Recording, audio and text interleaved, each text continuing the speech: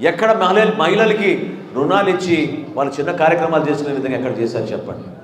Job notification ఏ విధంగా మోసం చేశారో మీ అందరికీ తెలుసు. ఏపీపీఎస్సీ ద్వారా ఎక్కడ వచ్చిందా జాబ్ క్యాలెండర్ చెప్పండి. ఎక్కడైనా ఉద్యోగాలు ఇచ్చారా? ఎంతమంది కాంట్రాక్ట్ ఉద్యోగస్తుల్ని రేపటి రోజు మీకు పర్మనెంట్ చేస్తామని చెప్పి మభ్యపెట్టాడు. అందరికీ ముద్దులు పెట్టుకుంటూ తిరిగాడు, ఓట్లు వేయించుకున్నాడు, ఇంటింటికి తిరిగాడు. కానీ ఈ రోజున ఆయన 20 కిలోమీటర్ల ప్రయాణం కూడా హెలికాప్టర్లోనే వెళ్తున్నాడు, రోడ్డు మీద వెళ్ళడం లేదు. ఎందుకంటే రోడ్ల దుస్థితి ఆ విధంగా ఉంది.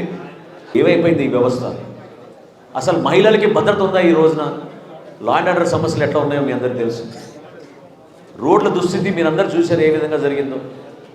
మీరందరూ కూడా అర్థం చేసుకోండి. నేను ఎందుకు మాట్లాడుతున్నానంటే సంక్షేమం అనేది ప్రభుత్వం యొక్క బాధ్యత. ఏ ప్రభుత్వం ఉన్నా సరే, రేపటి రోజున జనసేన పార్టీ ప్రభుత్వం వచ్చినా సరే 100% మనం సంక్షేమం చేస్తాం. ఎందుకంటే పేదరిక నిర్మూలన కోసం మనం పనిచేయాలి. పేద కుటుంబాలని మనం ఆదుకోవాలి, వాళ్ళ బిడ్డను చదివించాలి, వాళ్ళకి బియ్యం ఇవ్వాలి, వాళ్ళకి పక్కా గృహ పథకం కింద మనం ఇల్లు కట్టించాలి. ఇది మన బాధ్యత. సంక్షేమంతో పాటు అభివృద్ధి కూడా చేసి చూపించాలి. ఎట్లా ఉన్నాయి మన ఊర్లో రోడ్లు ఒకసారి చూడండి మీరు, ఎంత దుస్థితి. ఈరోజు మచిలీపట్నంలో ఇక్కడ